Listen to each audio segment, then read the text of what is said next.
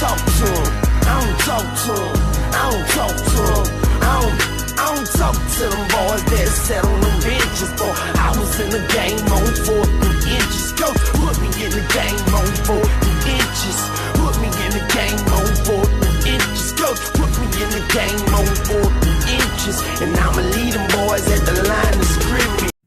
All right, y'all, welcome back to 4th and Inches. It's your boy Nick, man. I'm here joined by Mr. Rodriguez Moore. Yes, sir. We're going to do a quick recap before we jump into this week's games. Now, last week, we did basically a little challenge to see who's going to pick the right games the most. Unfortunately, I came out on the losing end of that. I went 4-4. You went 5-3. Would you like to tell the people the game to put you over the top? Oh, yeah. The game that put me over the top, Purdue and Iowa. Like I was telling him, Purdue was due for an upset of a team, and Iowa happened to be that team they often upset. So, I mean, they were dominant too in the game. It wasn't even like it was a last-second field goal. I mean, they went 24-7. Yeah, so 24-7. they did it in dominating fashion. I didn't see that one coming.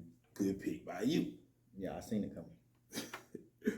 All right, but when I did see coming though, Georgia, Kentucky. Georgia dominated the game from beginning to end, like I felt like they would. I'm surprised that Kentucky actually scored 2 touchdowns, though. I would say that. I'm surprised by that. Good job by them, even though one of them scored last minute that didn't really count. I mean, it went on the scoreboard, so. Yeah, but come on, it man. Counted. Come on, man. Mark still know what he was doing. he put some money on that line. But that just goes to show, it's possible to score on that defense. They did it twice. Who else did it? With not much of an offense. They had the SEC leading receiver and the SEC leading rusher. The leading rusher had 7 carries for 7 yards. Yeah. Yeah. Wan'Dale Robinson, we ain't gonna mention his stats because they was little to nothing. But they were able to get in the end zone twice though. Great job, Kentucky. Great job. They pulled the Georgia on Georgia and used the tight end to do so. Speaking of tight ends, did you see the monsters? Nah. You ain't see the monsters? You ain't see Big O? So you ain't see the hurdle on the first play of the game? Nope. Oh, okay. 2 highest graded tight ends of the week. Darnell Washington, Brock Bowers. Brock Bowers went off. He got tight end of the week. That's what I'm saying. When 80% of your offensive passing is through your tight end, that's gonna happen. That ain't true. They just good. Your receivers just hurt. So, bro, we got Lad McConkey. He just came into goddamn going. You know what I'm saying? He been the number 1 receiver all season because everybody else been hurt. For Georgia? Yeah. Oh, you could have fooled me. I thought it was your tight end. It might be. I don't know. They right there together. Exactly. But anyway, moving on. A game we both got wrong. Texas, hosting Oklahoma State. We both took Texas. Texas lost. It was a good game from what I saw of the game. I didn't see a whole lot of it. But is Oklahoma State for real? Or is Texas just not as good as we thought they were? I'm going to say Texas is not as good as we thought they were. That's what I'm leaning to. I thought they had done, found their success. Yeah. Nah, not really. Ole Miss at Tennessee. Ole Miss took the 31-26 win. We both picked Ole Miss to win the game. Everybody been talking all week about the fans throwing stuff on the field. I don't really care about that, honestly. Me personally, I don't really care. How you feel? I mean, I was surprised that, because normally they check your luggage and stuff when you're going into the games, and they just letting everybody walk in with mustard and golf balls. Okay. They didn't find that, something strange about that. Everybody coming in with mustard and golf balls. So now that part of it kind of caught me off guard, but just they were throwing water bottles at Lane Kiffin, like. Man, they was throwing some of everything. That's it. You know what I mean? But like, it is what it is though. But I don't even understand why, because it ain't like he had them at, you know what I'm saying? You don't understand why? No, like. Because they Tennessee. Tennessee fans, especially older fans, they can remember when Tennessee was really good. Yeah. Like Tennessee used to be what Alabama and Georgia are. Yeah. I'm saying, I ain't saying they win that championship. But he was only there for one season. Right. But see, they feel like he was the coach that could take them there. And then he just basically said, gone. to USC, so they feel real disrespected by that because they Tennessee. They so prideful. I mean, they prideful, but at the same time, okay, he left, but as a head coach, how many championships has he won since he left us? 0. Exactly. So what's he's still been more successful than them. Yeah. So even at USC, when it was terrible, USC was still a better team than Tennessee at that time. Yeah. You know, but it is what it is, though. They'll get over it. Auburn and Arkansas. You know, so looking back at last week's podcast when we discussed this game, and everything I said about KJ Jefferson and Bo Nix, both of them went out there and did the exact opposite of what I said they was going to do. How you feel about that? KJ Jefferson turned the ball over. He played terrible. Bo Nix played amazing. I don't know what to feel about that, man, because Bo Nix could do that. He Jekyll and Hyde. Like, he had... But I told you that. He had moments where he great. Did I not say that last week when we was talking about it? And you was like, when they got Bo Nix, and I was like, yeah, they got Bo Nix. And you was like... So what? You know what I'm saying? And he went out there and did his thing. Do you trust Bo Nix every week? Every week, it depends on the opponent. I ain't gonna say I don't trust no quarterback every week. I don't trust Bo. Okay, so when I say trust, I mean like this. I pretty much know what I'm gonna get from Stetson Bennett, JT Daniels, Bryce Young, Emory Jones, Matt Corral. Yeah. I see what you're saying. I know what I'm gonna get from them. You feel me? I would say if it was a quarterback that I had to put my trust in every week, it'd probably be Corral. You see what I'm saying? But I don't even necessarily mean, I know they're gonna be this. No, I just know they're not gonna be that. Yeah. Him, man, Bo Nix can be the absolute worst quarterback ever at times. And then the other times, he looked like... He should be in a Heisman conversation. For real. So I can't trust him. But all that aside, the man had a great game Saturday. I got to give him credit. He had a great game. He played like he should be in the Heisman conversation Saturday. And KJ Jefferson had his worst game I ever seen him play. I mean, he played terrible. Well, they came out with a dub, though, so. Auburn came out with the dub. Okay, yeah, I'm saying that. Yeah, but, you know, it is what it is, though, man. Congratulations to Auburn, Bo Nix, man. Keep playing like that. You know what I'm saying? You keep playing like that, you'll get my respect. I promise you. So, speaking of Arkansas, you think Auburn was that good, or you think Arkansas and what we thought they was at the beginning of the season? No. Up until the point that they got their first loss at Georgia. I think both of them. Because it seems like they've been downhill since. I think both of them are just as good as we believe they were. I mean, one thing about playing in the SEC, it's going to be a lot of teams right here in that middle area, that can all beat each other any given week. So Arkansas got out to a great start. They beat Texas. They beat Texas A&M. Then when they played Georgia, I mean, you ain't had no business winning that game against Georgia. Like, when you try to step up to that upper level, it's another step. It's another step, you know, but it is what it is, though. They're not a bad team. It's just that all those teams are closer to even than they are. This one's so much better than that one, if that makes sense. Like, I feel like if Auburn and Arkansas play 10 times, the record would be 5-5, 6-4. Because I don't think KJ Jefferson going to play that bad 10 times. You know what I'm saying? Like, Bo Nix ain't going to play that good 10 times. That's just my opinion. That's what history has shown me. You know, but it is what it is, though. Like we were talking about last week when we were talking about the different tiers. They right there together to me. I don't think either one of them can beat Georgia or Alabama consistently. I think Texas A&M would be right there with them, maybe a step above them, you know, because they did get the win on Alabama. That was a fluke. Yeah, but if you think them teams play 10 times, you think A&M will win 5? Because I don't. I think A&M will beat Alabama 5 times out of 10. So I feel like all them teams right there together. Florida, throw them right there in that mix, even though they just got them Bears. You know, but it is what it is. Speaking of Florida, LSU, both of us took Florida because, you know, everything going on at LSU. Nobody thought they were going to come out and really fight like they did, you know, and really put up a game for real, you know, with the coach being fired. And their defense didn't show up at all. Who, Florida's? Didn't show up at all. Florida nor LSU. LSU defense ain't showed up all season, so. Bro, LSU had, 4-5 interceptions? One of them went for a touchdown. And they still gave up 42 points. You know what I mean? Like, let's be honest, man. If it wasn't for Florida's defense being so bad against the counter, then this game would have been a blowout. If they could just stop the run, this game would have been a blowout. Yeah. But they couldn't stop the run. Florida sure couldn't stop LSU. I forgot what the name, number 3. Man, well, he was toting everything. I want to say it's Damian Pierce, I believe his name is. And the man ran 287 yards, and most of them was on a simple counter tray. Mm-hmm. We're just going to pull the guard and tackle, kick out.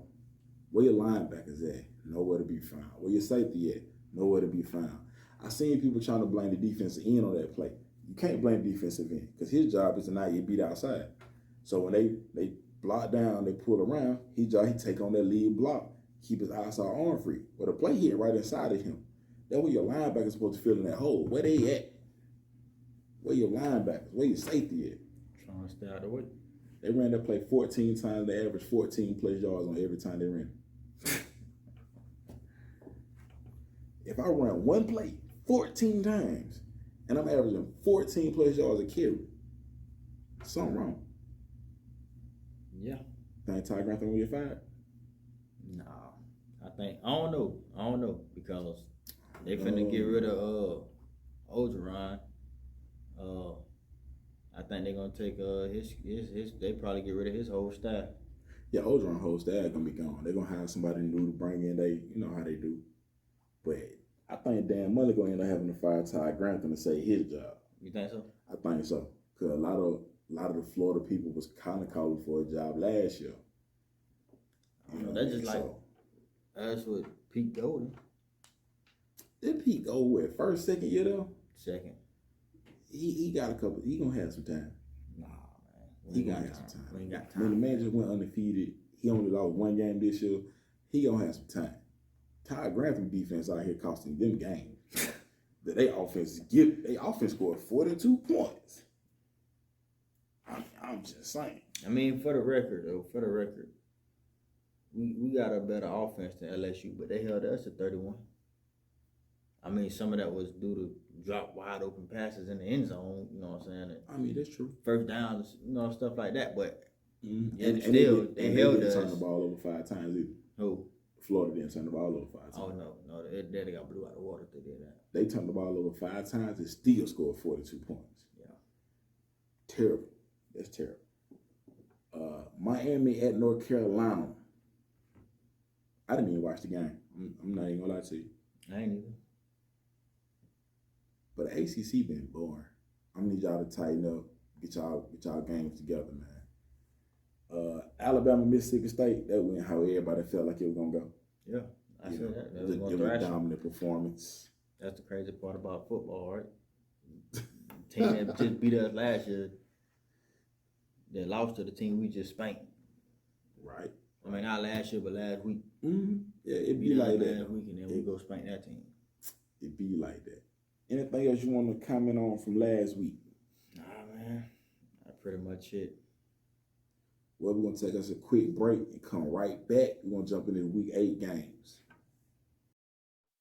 By Any Means Clothing is a proud sponsor of the 4th and Inches and Southern Fried Talk podcast. Hoodie season is upon us. Don't get caught without yours. For these designs and many more, please hit the link in the description. There's clothing available for kids all the way up to adults, including females, leggings, t-shirts, everything you can think of. All right, so week 8, USC at number 13, Notre Dame. This is a real traditional rivalry game, even though neither one of them in the same conference. Notre Dame ain't in a conference. But I think Notre Dame is like a 7-point favorite in this game. I like Notre Dame to win. I don't think USC is really back to that extent. They fired the head coach earlier this season, so I think they kind of like LSU is. Kind of lost trying to just make it through the end of the season.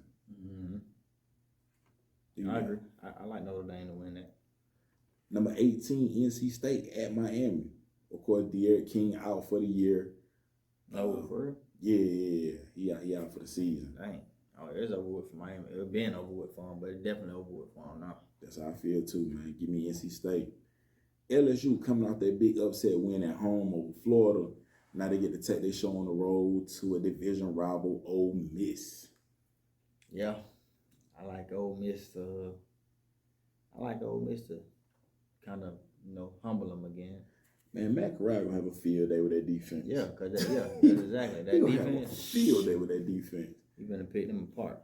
And I don't believe, even though I think Ole Miss defense coordinator is absolutely hard headed, you ain't gonna make me believe that they gonna let them folks come out there and run that counter trade for 14 plus years.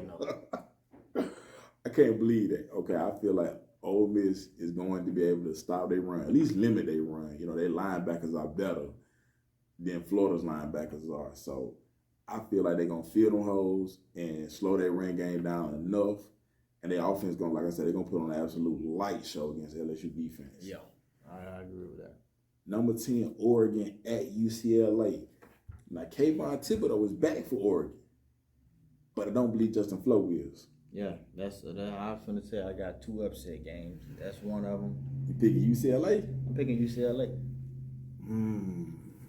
I'm still taking Oregon.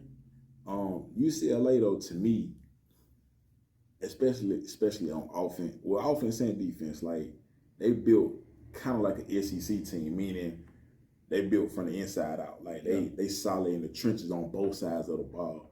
So it's going to be a good battle, especially with, somebody like Kayvon Thibodeau against UCLA with the line that they have. Yeah. So I think it's going to be a good one. I think it's going to be a real close game, but I like Oregon to pull out the win. Even though they're kind of shaky at quarterback right now. Yeah, exactly. Yeah, I like UCLA to make this another. I would say another statement win, but it would definitely be a statement. Them beating LSU ain't really a statement, cause. Nah, it was a statement at the time. Just because it looked bad now. Nah, it was a statement win at that moment. You got to get them. I like UCLA to win this game. Clemson on the road taking on Pitt as an underdog. That's crazy. As tempted as I am to bet against Clemson, the disrespect that they gonna feel for being an underdog to Pitt, I feel like them boys gonna go out there and fight. Them boys gonna be ready to fight for real. They ain't gonna be ready to forget the football. We're gonna take this all the way to the extreme. Yeah, but you gotta think about this. Pitt, knowing this is a down year for Clemson, might see this as a game where we got to come out. This finally our chance to beat Clemson. You know what I'm saying? They beat us in previous years. They might be back to normal next year. If we're gonna beat them, we should beat them this year. Okay, so two things can be true. Pitt can really feel like that. They can feel like this is their chance, to get back a little bit. But I'm betting on Clemson, man, because I think Clemson is tired of hearing about how sorry they are. Their offensive line is tired of hearing about how it's so trash. I believe in Clemson defense. I believe in their defense. Everybody does. I don't believe in their offense, though. I think Pitt got enough. I think Pitt got enough defense to keep them from putting up a bunch of numbers. I think they can too, but I still think Clemson gonna pull it out. You think so? I think so, man. But you know what? Yeah, get that pen right there. We gotta go. I'm gonna write these upset. All right. So boom. I got Notre Dame, NC State, Ole Miss, Oregon, and Clemson. Okay. I'll let you write your own trouble.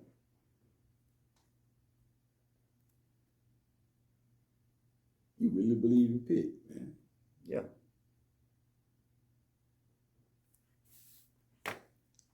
I believe they're gonna. While we at it. Okay. So number 2 Cincinnati on the road at Navy. You taking Navy? I'm taking Navy at home. Man, explain that. I just feel like I've been picking all season long these upset games, man. I think you've been right more than you've been wrong. I think Cincinnati gonna roll enough, feeling like Navy is a nobody, which I mean technically. They not, but they are. I mean, yeah, you feel me? You ain't heard nobody saying nothing about Navy. No. But that triple option, though. That triple option is a monster. You know what I'm saying? And it's hard to prepare for it if you only see it once a year. But let's Cincinnati playing great now. They're playing great ball. And Cincinnati knows that they have to be impressive in every game. Yeah. They know that they not only have to win, they need to win by double digits. Yeah, that's true. So now I'm not saying Navy will do Cincinnati the way Purdue did Iowa. Of course not. But they can get an upset. So I'm just saying, don't be surprised if Navy get this upset. So this is the thing though. For me, in my own opinion, I think the formula for Navy to get the upset is kind of like what Army did to Oklahoma a couple years ago when Kyler Murray was there. They didn't beat them, but they almost beat them. They ended up losing, I think, in overtime. The game plan, not to cut you off, but the game plan gonna be for Navy to keep that ball with that triple option and play defense. That's why I brought up the Army, the Oklahoma game, because Army scored 21 points. They had the ball 3 times, 3 touchdowns. But what they did was they held the ball pretty much 3/4 of the game. Yeah. So Oklahoma scored 3 times too, but they scored quick. Yeah. And Army just had the ball, I'm talking about methodical. 75, 85, 90-yard drives. Yeah. 3 yards at a time. 3-4 yards at a time. Yeah, that's going to be the formula. Even no clock. Now, if Navy can do that and hold on to that ball like that, then they got a chance. But I don't think they're going to be able to do that. I think Cincinnati defense is going to be too good to allow them to sustain those type of drives. And I don't think Navy's going to be able to slow Cincinnati offense down enough. You don't think so? Nah. They might not be able to, but I think if they tune in, like I say, they got to go in there and hold on to that ball, play keep away. And I think they can pull off the upset. And Cincinnati offense has one of the most underrated quarterbacks in Ritter, and they running back. I think he came from somewhere. He came from Alabama. Where he came from? He came from Alabama. Yeah, he up there showing out. He up there Ford. showing out. You know, so I don't know what y'all think about. Put the ball. What we was thinking about was he had Najee in front of him, and then.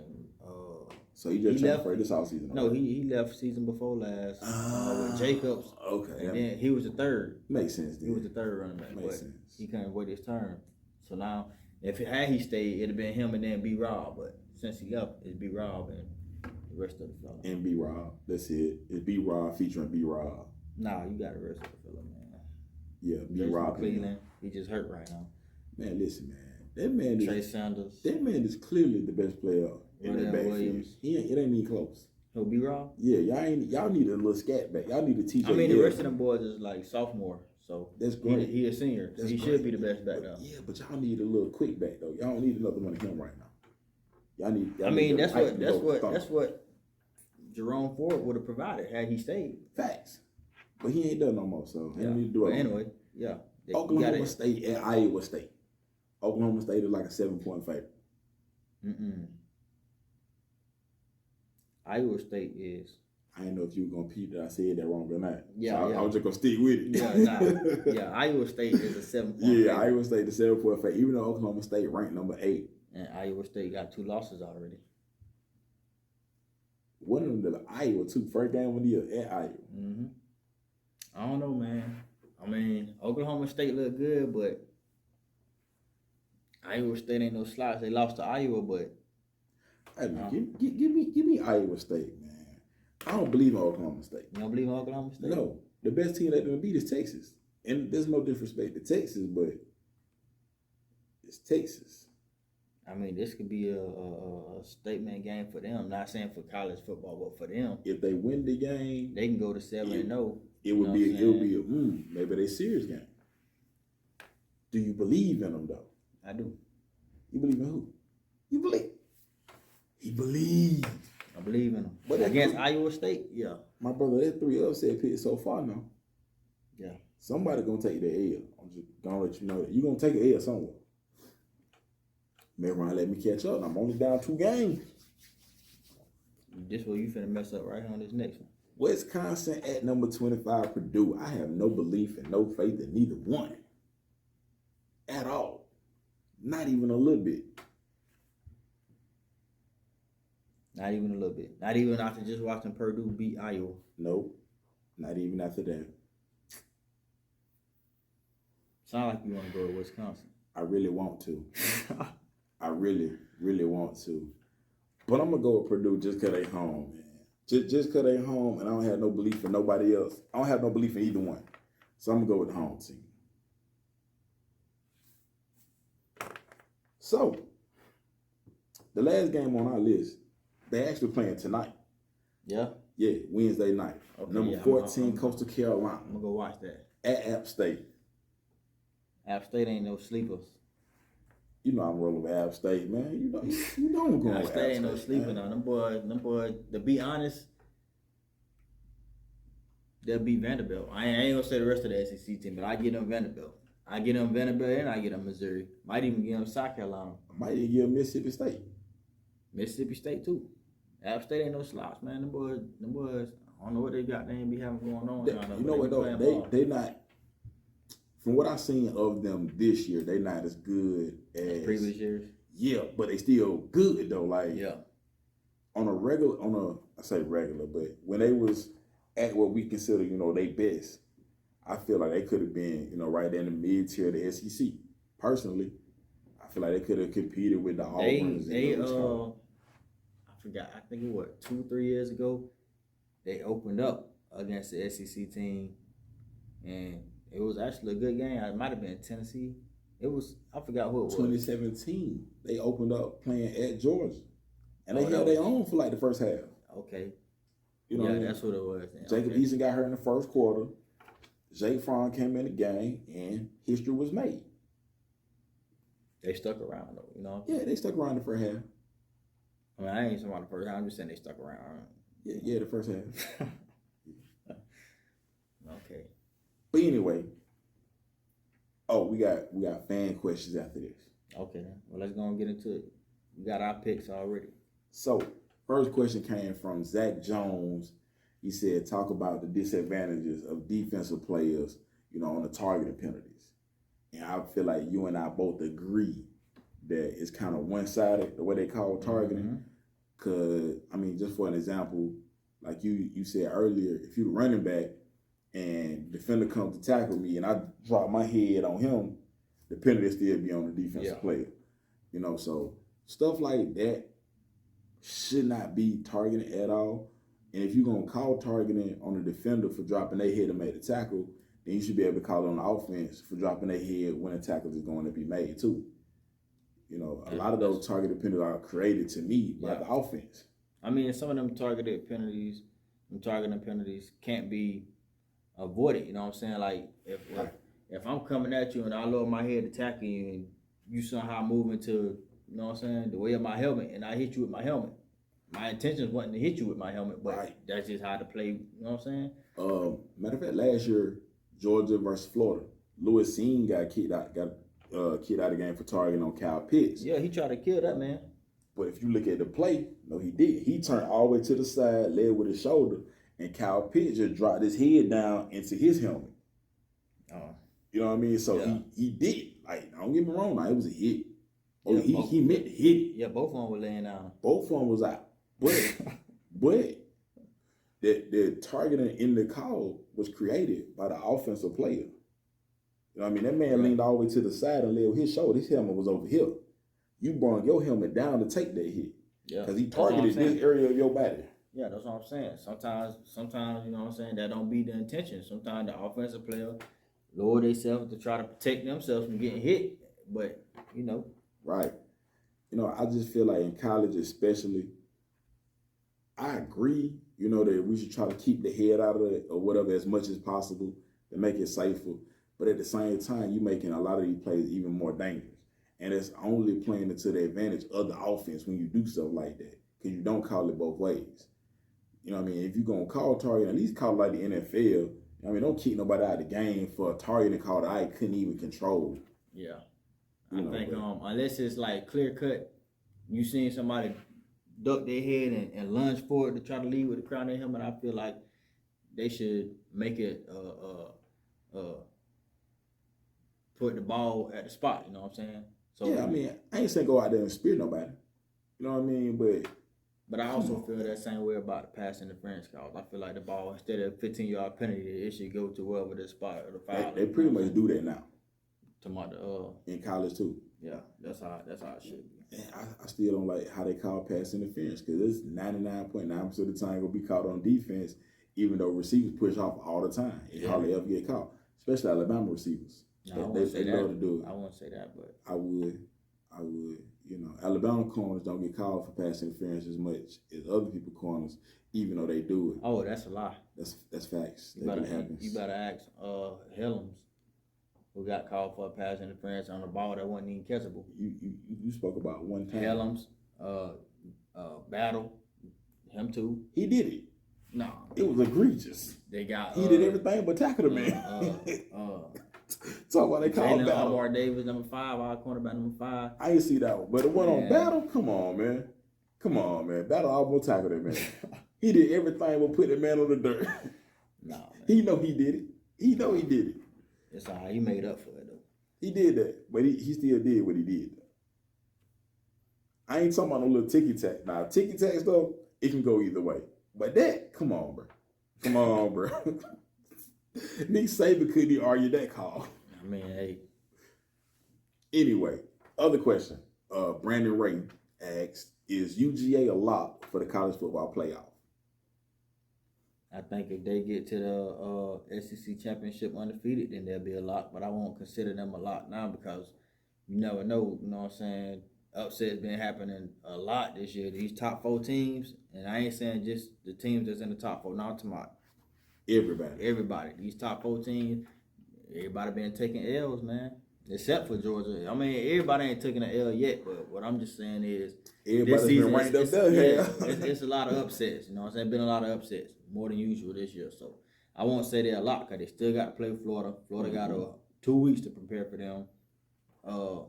They got Tennessee, right? Y'all haven't played Tennessee yet, have you? I don't think so. Nope. You still got Tennessee, Florida, and Missouri, Georgia Tech. Yeah. You know what I'm saying? Like, not saying, now none of those teams should beat Georgia. Man, one. But on any given Saturday in college football, you can lose a game. So I agree with you. That's exactly how I felt about it. It was like, to me, I was like, yes and no. Like, yes, if they went all the way out. Like, if you go undefeated to the SEC championship game, even if you lose that game, you're going to be in. Yeah, you're going to. You know what I mean? I don't think they will, but just saying.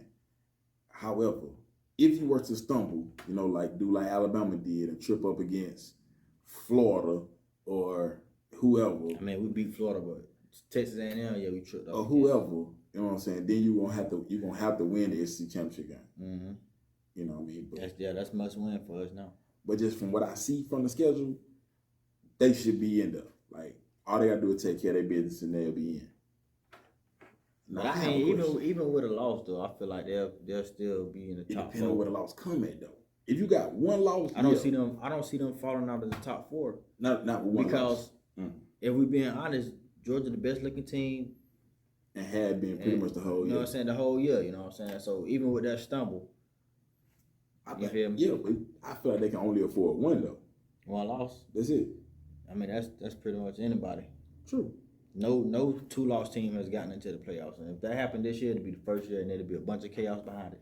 And it could happen because the ACC looked terrible. Clemson only got 2 losses though. Think about it now. Clemson is not ranked, but they only have 2 losses. Well, come this Saturday, they'll have 3. I think Pitt got 2 losses.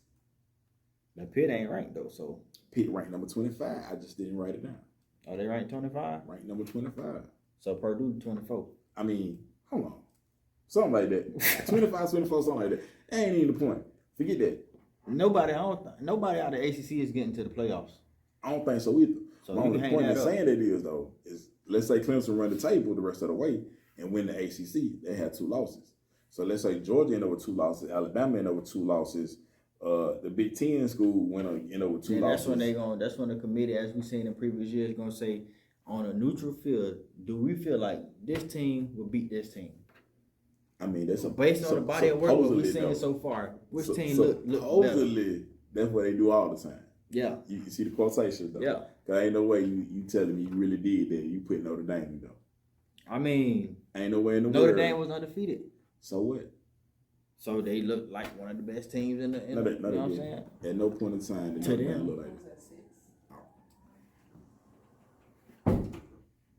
to them.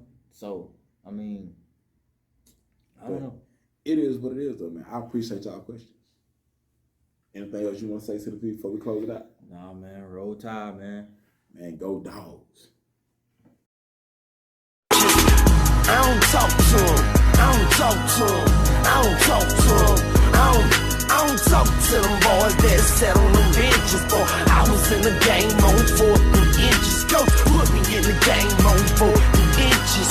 Put me in the game on 4th inches. Coach put me in the game on 4th inches. And I